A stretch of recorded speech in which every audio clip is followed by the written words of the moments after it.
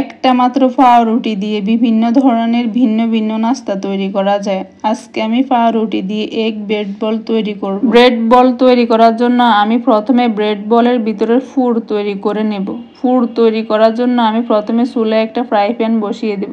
এখন আমি দিয়ে দিব পরিমাণ মতো তেল। তেল যখন গরম হয়ে যাবে এখন আমি দিয়ে দিব আগে থেকে কেটে রাখা পেঁয়াজ কুচি। পেঁয়াজ কুচি এখানে একটু বাড়িয়ে দেওয়ার চেষ্টা করবেন, এতে করে ব্রেড বলের স্বাদ খুব ভালো হয়। এখন আমি পেঁয়াজ 2-3 মিনিট ভেজে নেব, পেঁয়াজের কালার বাদামি হয়ে আসা পর্যন্ত।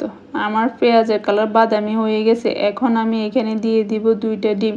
ডিম আপনারা আপনাদের পছন্দ অনুযায়ী এখানে কম বেশি দিতে পারেন। এখন আমি পেঁয়াজের সাথে ডিম ভালোভাবে মিশিয়ে নেব। পেঁয়াজ ডিম একসাথে ভালোভাবে মিশিয়ে নেওয়া হয়ে গেছে। এখন আমি দিয়ে দিব আগে থেকে সিদ্ধ করে রাখা নুডলস। এখানে আমি 1 প্যাকেট ম্যাগি নুডলসের অর্ধেক দিয়েছি। নুডলস আপনারা আপনাদের পছন্দ অনুযায়ী কম বেশি দিতে পারেন। নুডলস এখন আমি ডিমের সাথে ভালোভাবে মিশিয়ে নেব। ডিমের সাথে নুডলস মিশিয়ে নেওয়া হয়ে গেলে এখন আমি দিয়ে দিব 1 প্যাকেট ম্যাজিক স্বাদে মশলা। স্বাদে মশলা দিয়ে আমি আরও ভালোভাবে মিশিয়ে নেব। আমার নুডলস রান্না হয়ে গেছে, নামিয়ে নেব। নামিয়ে নেওয়ার আগে দিয়ে দিব পেঁয়াজ, কাঁচামরিচ, ধনিয়া পাতা কুচি। এখন আমি দিয়ে দিব 1 টেবিল চামচ পরিমাণ কালো গোলমরিচের গুঁড়ো। এখানে আপনারা কালো গোলমরিচের পরিবর্তে সাদা গোলমরিচের গুঁড়োও দিতে পারেন। এখন আমি সব কিছু আবারও ভালোভাবে মিশিয়ে নেব। মিশিয়ে নেওয়া হয়ে গেলে এখন আমি একটা প্লেটে উঠিয়ে নেব ঠান্ডা হওয়ার জন্য। নুডলস ঠান্ডা হতে হতে আমি ব্রেড বলের জন্য ব্রেডগুলো তৈরি করে নেব।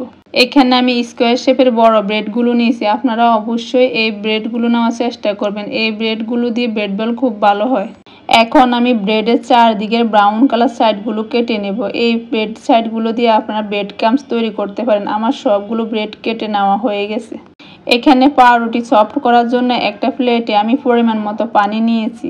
এখন আমি পাউরুটি 1 সেকেন্ড করে এপাশ ওপাশ ভিজিয়ে নেব। ভিজিয়ে নেওয়া হয়ে গেলে 2 হাত দিয়ে চিপিয়ে পাউরুটি সম্পূর্ণ পানি ঝরিয়ে নেব। ঝরিয়ে নেওয়া হয়ে গেলে এখন আমি দিয়ে দিব আগে থেকে তৈরি করে রাখা পুর। পুর দেওয়া হয়ে গেলে আমি পাউরুটির 4 কোণে একসাথে করে বন্ধ করে দেব। এখন আমি হাত দিয়ে চেপে চেপে ব্রেড বলগুলো গোলাকার শেপ করে নেব। আমার সবগুলো ব্রেড বল তৈরি করা হয়ে গেছে। এখন আমি ব্রেড বলগুলো ডিমের মধ্যে ভেজে নেব। ভেজে নেওয়ার জন্য আমি চুলায় একটা কড়াই বসিয়ে দিব। এখন আমি দিয়ে দিব পরিমাণ মতো তেল। তেল যখন গরম হয়ে যাবে এখন আমি দিয়ে দিব আগে থেকে তৈরি করে রাখা ব্রেড বল। আজকে আমি ব্রেড বল ডিমের মধ্যে কোট করে ভেজে নেব। আপনারা চাইলে ডিমের মধ্যে কোট করার পর আবার ব্রেড ক্রাম্বসে দিয়ে ভেজে নিতে পারেন। চুলার আঁচ লোতে রেখে এভাবে আমার সবগুলো ব্রেড বল ভেজে নেওয়া হয়ে গেছে। এখন আমি উঠিয়ে নেব। এটা বাচ্চাদের টিফিনে, সন্ধ্যার নাস্তা, মেহমান আপ্যায়নের জন্য আপনারা তৈরি করতে পারেন। এটা ছোট বড় সবাই খেতে খুব পছন্দ করে। আমার আজকের ভিডিও যদি আপনাদের ভালো লাগে প্লিজ লাইক, শেয়ার, ফলো দিয়ে আমার পাশে থাকবেন। আল্লাহ হাফেজ।